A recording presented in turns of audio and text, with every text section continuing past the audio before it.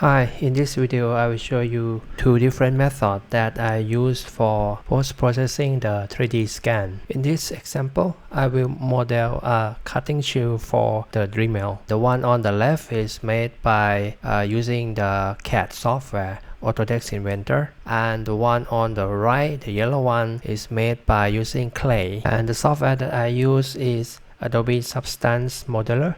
I have already made the scan for the thread of this Dremel from my previous video, and I will use this scan data for creating the model in both CAD and clay. I want to show you the differences between these two methods. For modeling with CAD, I have to export the point cloud in ASC format, convert to LAS, then convert to RCP using Autodesk Recap. But for the clay method, I can directly export the mesh file in OBJ format and send it to Adobe Substance 3D Modeler directly. From the clarity scan, I will export this thread scan as a point cloud and also the braid for referencing. In the ASC format, I will align them in the Cloud Compare. Using Cloud Compare, this is a very useful tool for processing the point cloud. You can align and merge the point clouds together using the manual merging feature.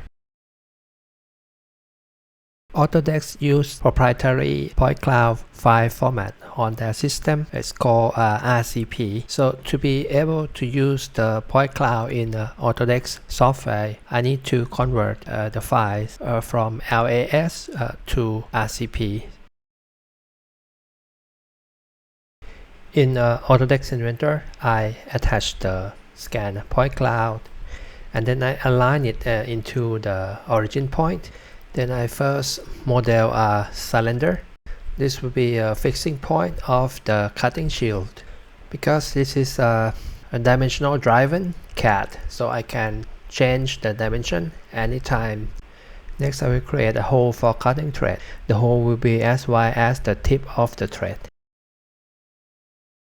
Next, I will crop the point cloud into a very thin section to see the thread profile. You won't be able to do this if you import mesh into a CAD. Point cloud is the best for referencing in CAD.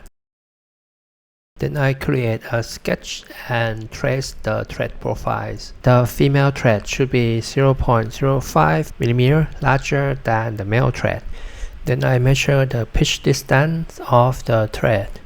And then I move the thread profile below the cylinder to prepare for thread cutting. Then I use a coil command to create a thread, inputting the pitch distance and number of revolution. Next, I create a shield profile by using a sketch. I make the bottom of the shield thicker than the top because that is where the maximum bending moment is. Then I use the revolve command to create the solid in half circle 180 degrees. Then I finalize the model by adding chamfer and fillet. Then I add anti-slip profile by cutting groove into the cylinder. Then I use polar array command to repeat the pattern. Now the model is finished and ready for printing.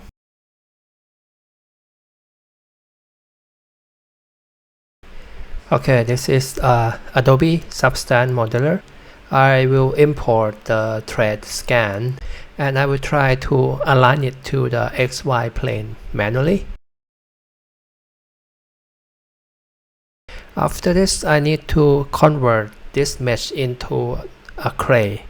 The time it takes depends on the resolution of your scan because I will use this clay to cut female thread. So I first need to repair the male thread. I add this cylinder to fill the recess on the thread.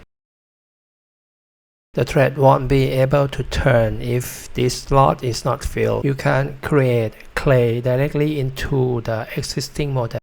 One thing to know that when you are using Adobe Substance Modeler, you will need a pen tablet. This one is XP pen. Model is MW. It's a medium size wireless pen tablet. Usually you need to put it behind keyboard in the center so that you can use shortcut key for orbit, pan and zoom the model.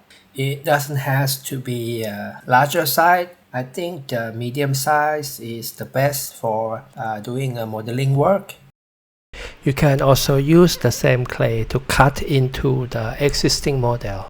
Now the slot is filled. I need to add the missing thread. There is a clay tool that you can add the clay onto the surface of the existing model.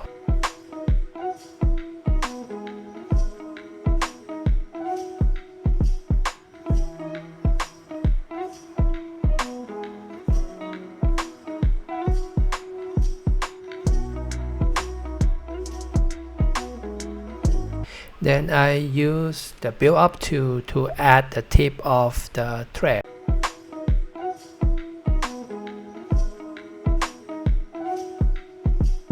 Then I smooth the side of the thread surface. Then I use a crease tool to add the sharpness to the tip of the thread. I do the same on the other side.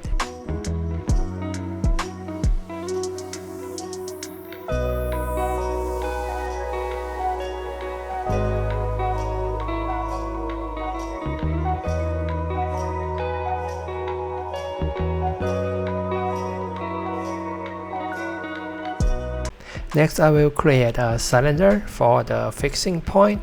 This is a voxel modeling software, so you can adjust the resolution back and forth.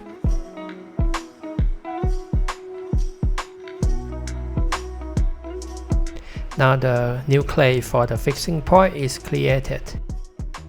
Now I will create a female thread by cutting the male thread into the new clay using Boolean subtract command.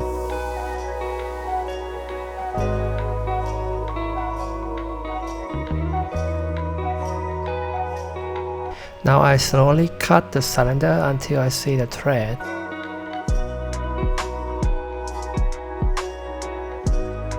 Next I will import the blade for reference.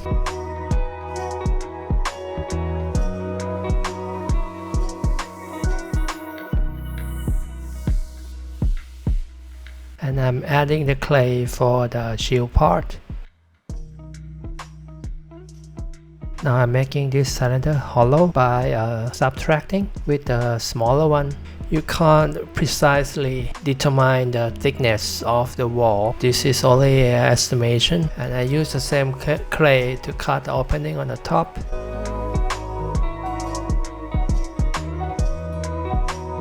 I'm adding the lips on the top of the shield using the same cylinder tools.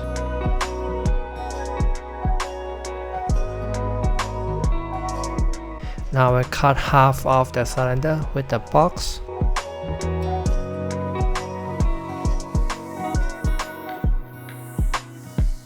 Then I cut an opening in the bottom.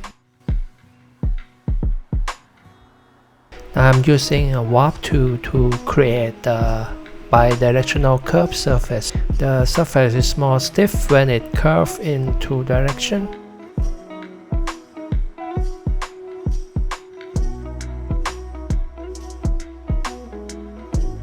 I make chamfer edge by cutting with a box.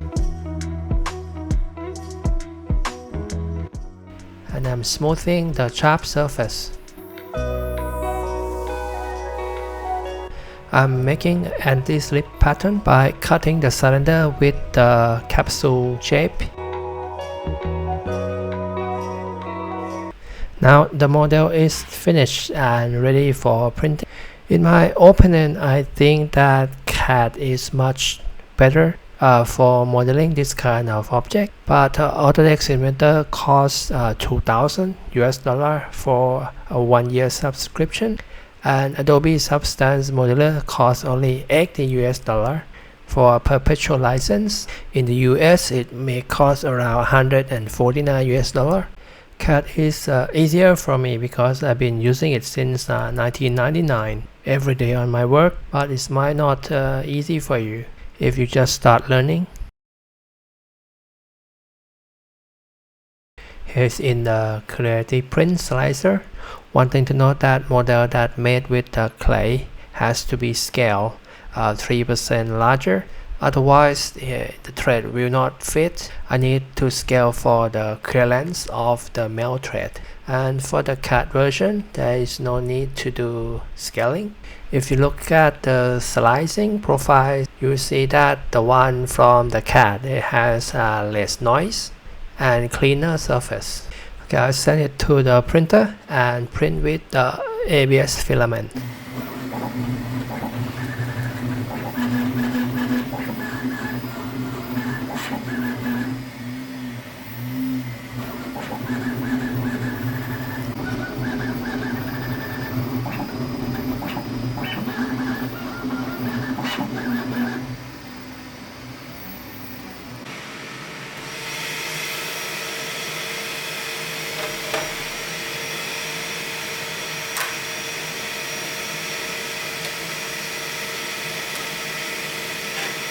Start with the one from the CAD modeling program. Thread is a little too tight, but it's fine.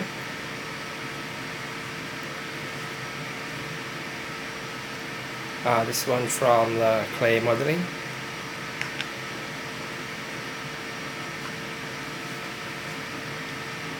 It's fine. No issue. Let's take a closer look at the printing. This one is from the clay.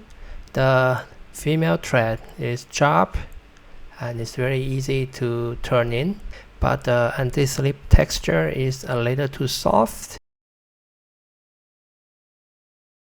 Here's the one from CAD modeling. I can make a precise thickness of the wall. The thread is sharp and clean, and the anti-slip texture is more pronounced. In my opinion, I prefer the design from CAD. Okay, in conclusion, I think that clay modeling is good for a beginner and it's much faster to learn.